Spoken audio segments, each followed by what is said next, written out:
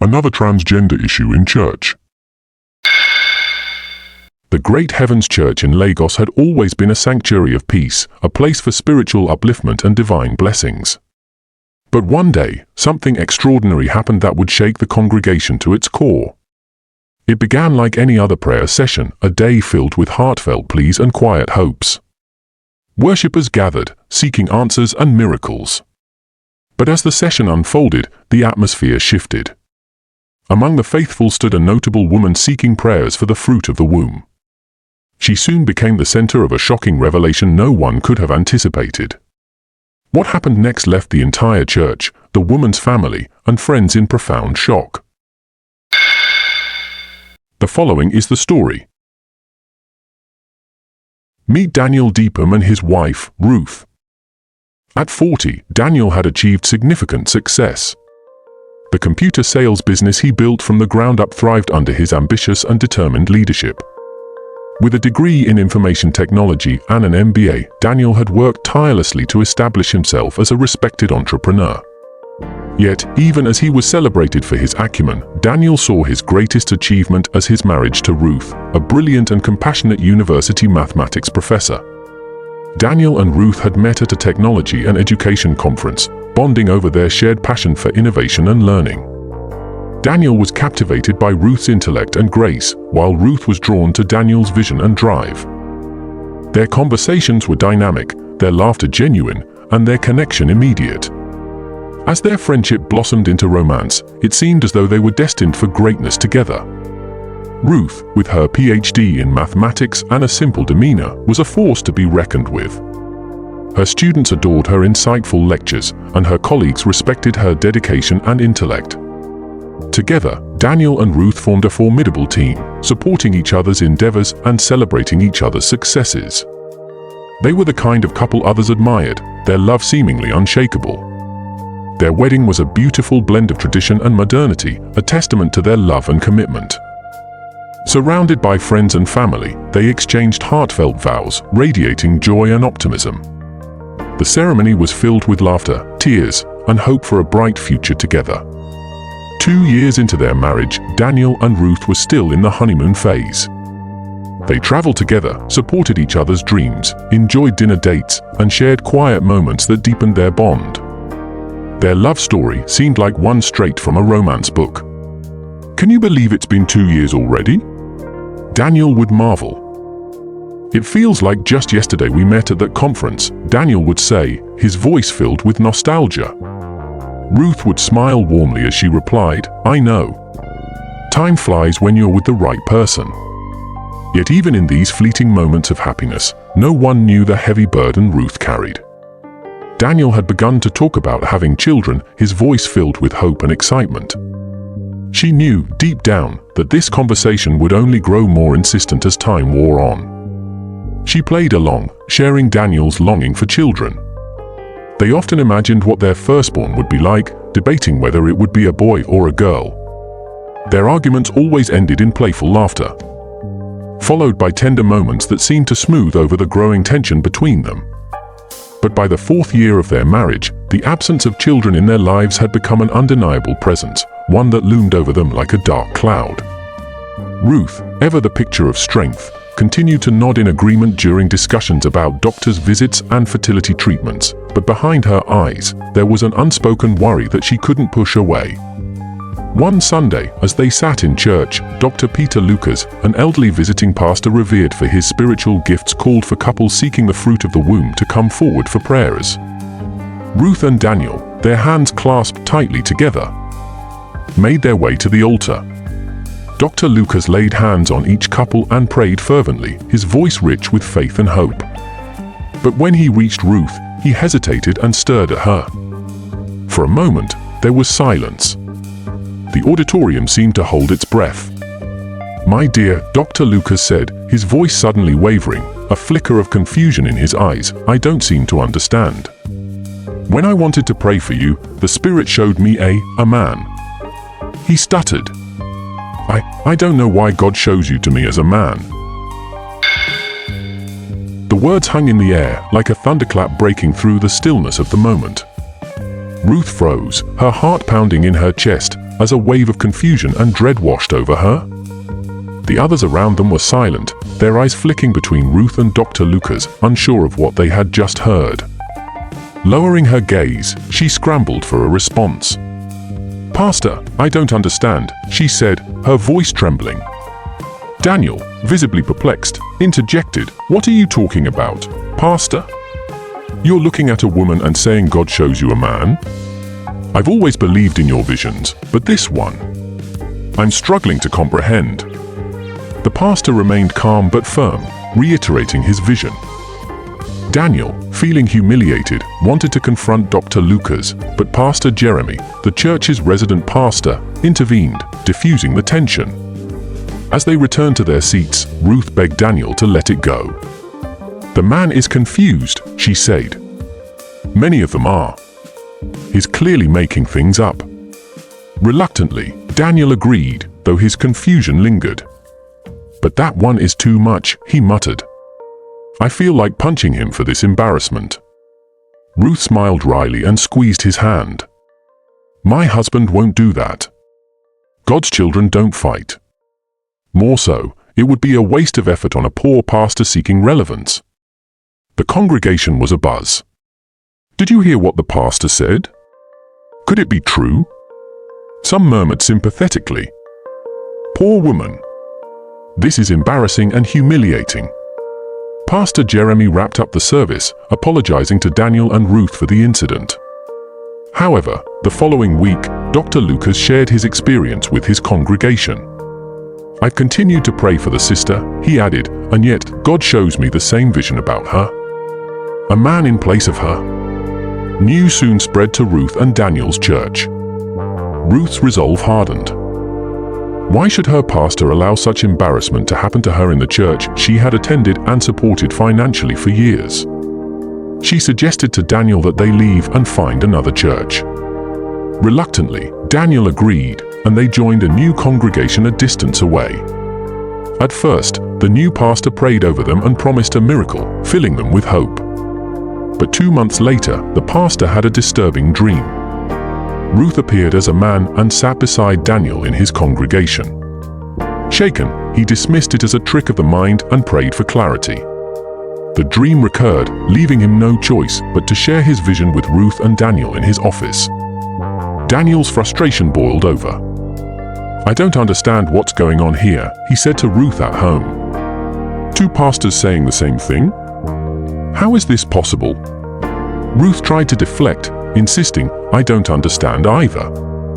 Maybe the pastors gossip." Months later, Pastor Jeremy suddenly visited. He, too, had been having dreams about a man appearing as Ruth beside Daniel.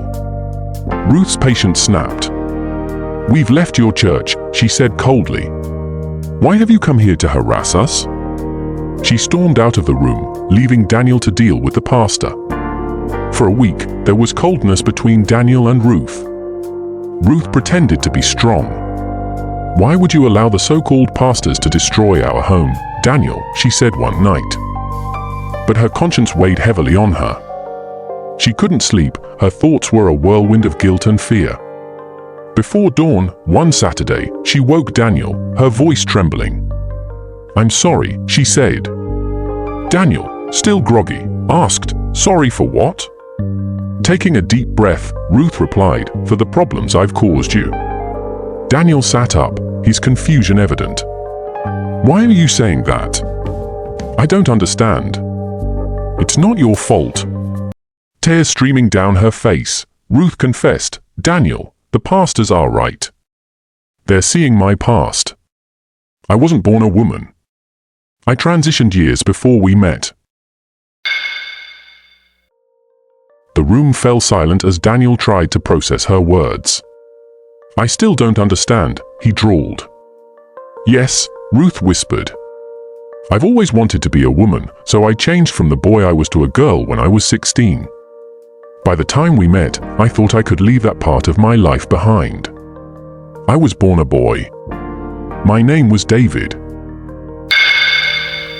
Daniel's eyes widened in horror, and he screamed, "Jesus!" He lunged away from her, leaping out of bed as if she had suddenly become something dangerous, something to be feared. He stopped a few feet away, his hands raised instinctively, as if trying to shield himself from something invisible. His voice cracked, barely able to form words. "You did?" He stammered, his eyes searching her face for any sign that this wasn't real, that this wasn't happening. Ruth nodded and continued explaining with a trembling voice, obliged to finish the story now that the truth was out. Her hands clenched tightly in her lap as her heart pounded harder. "When I transitioned, I took my late mother's name, Ruth. She single-handedly raised me when my father passed away. I loved her so much." Daniel stumbled around, hitting things in his agitation. Ruth's stomach sank.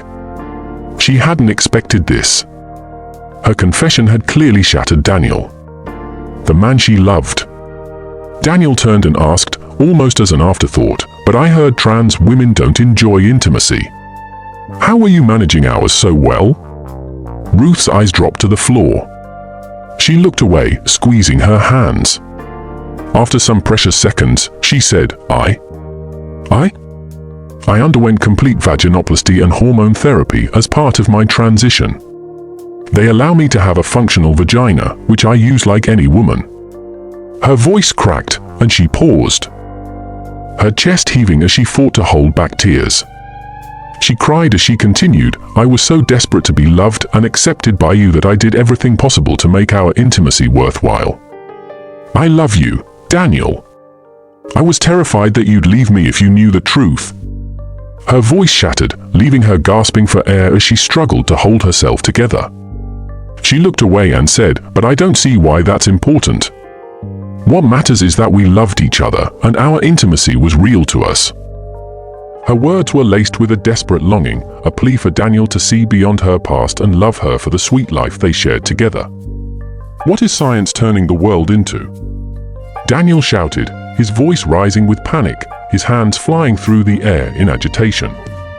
His eyes were wild with disbelief. "God, are you there watching them destroy the things you made beautifully?" The words hit Ruth like a slap. She couldn't say anything. She could only watch as Daniel paced the room, filled with anger and confusion. The room felt smaller, suffocating, as if his outrage was closing in on her from every direction. "What about the medical reports that said you were okay?" Daniel asked. Ruth said nothing.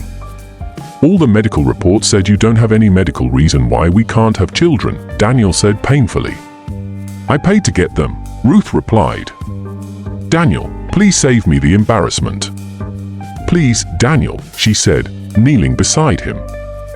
Daniel had heard enough. He paced the room. "This is the height of deceit, Ruth. You let me build a future on lies and embarrass me everywhere."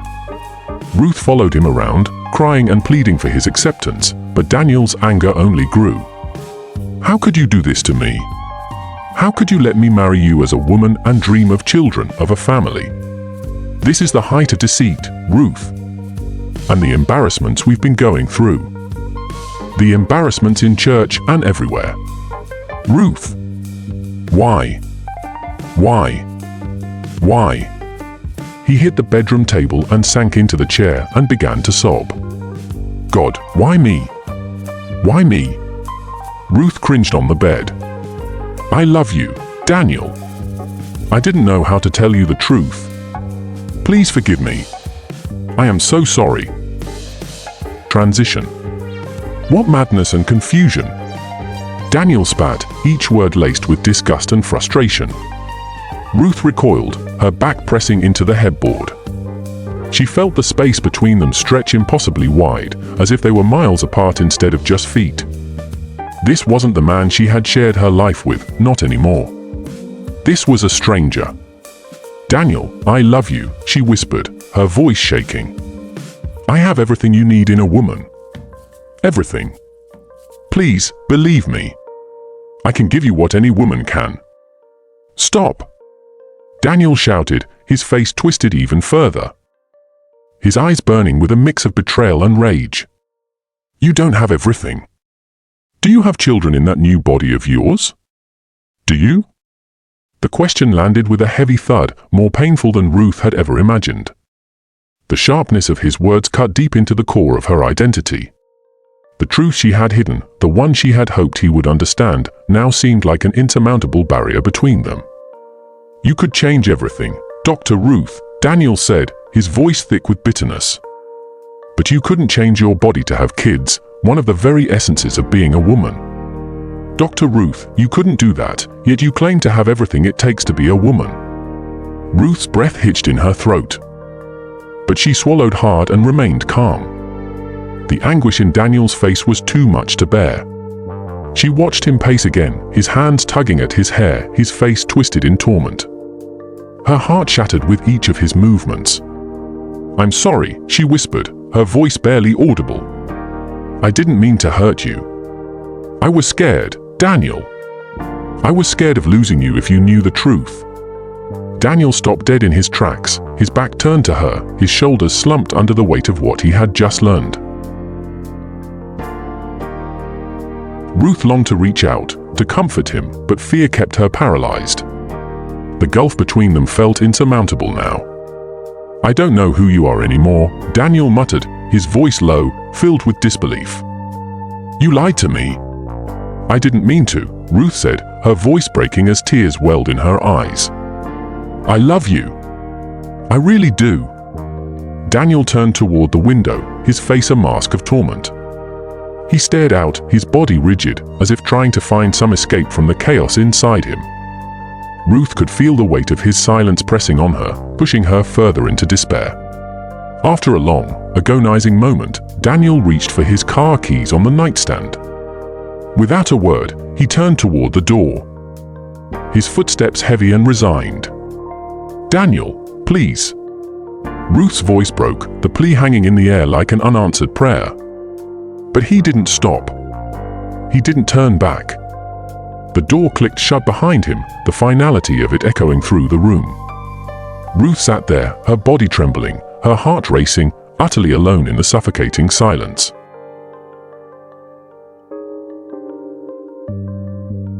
Days turned into weeks, and the tension between them became unbearable. Daniel either slept in another room or on the couch. He hardly ate at home.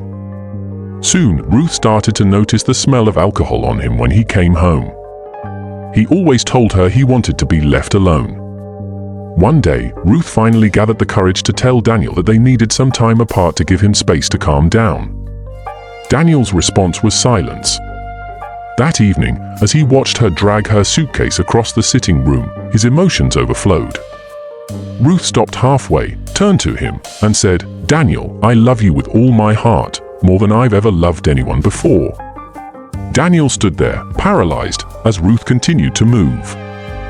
He felt like going to her, telling her to come back so they could repair the damage, but the man Ruth once was rose like a monster in him, and he stopped.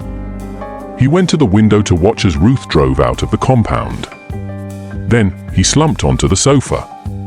With a broken heart, he cried out in despair. Days turned into weeks, but Ruth called Daniel every day, asking how he was doing and ending each call with, "I love you, Daniel." One day, a mailman arrived at Ruth's friend's doorstep with a letter. Ruth's heart sank as she opened it and discovered it was from the High Court. Her eyes scanned the contents, and she felt her world crumble. Daniel was seeking a divorce.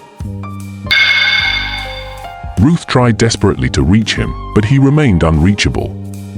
Then, one day, she opened her phone to see a message from him. "Ruth, I know you have been trying to reach me. I can't bear to see you. I loved you with all my heart, but I couldn't continue with the lies and deceit you put me through. Even if I tried to put the past behind me, a future built on lies wouldn't work for us." Ruth's eyes welled up with tears as she read the message. She felt a deep pain in her heart, knowing she had hurt Daniel so badly. She tried to type a response, but her hands were shaking, and she couldn't find the right words. After several attempts, she finally sent a message, "Daniel, I'm so sorry. I know I hurt you, and I don't blame you for feeling the way you do. I love you, and I always will. I wish I could turn back time and do things differently. Please forgive me." Ruth waited anxiously for a response, but her phone remained silent. It was hard for her to accept that their relationship might be truly over. The divorce went through after a year, and Ruth resigned from her job and relocated to South Africa. There, she found a new job, made new friends, and started to rediscover herself. The pain of her past still lingered, but with time, it became a dull ache rather than a sharp sting. She would no longer wait to be accepted for who she was. She had to love herself first. Though she still felt that a part of her was missing, as she missed Daniel daily, she had to move on. Years later, Ruth called Daniel. "I'm sorry for what I made you go through. I desperately wanted our relationship to work. You can't believe I haven't been able to love again. I wish we had worked things out." Daniel swallowed hard, the memories of their past flooding back. "It hasn't been easy for me either," he said, his voice barely above a whisper. "I wish you happiness in your new life." As they ended the call, Ruth felt a sense of closure wash over her. She realized that she had finally found the forgiveness and peace she had been searching for. Daniel, too, felt a weight lift off his shoulders. He had longed to hear Ruth acknowledge the pain she had caused him and to know that she had truly loved him. Though their love had not worked out, they had both grown and learned from their experiences. Ruth had discovered the power of openness in relationships, while Daniel had learned to let go and move forward. Their story serves as a poignant reminder that honesty and openness are essential in any relationship. If only Ruth had been brave enough to share her truth with Daniel from the beginning, their love story might have unfolded differently. The secrets and lies ultimately led to the demise of their relationship. Thanks for watching. If you like the story, please share it with others. Remember, honesty and forgiveness are key to healing and moving forward. May Ruth and Daniel's story inspire us to reflect on the importance of communication and trust in our own relationships. See you in our next story.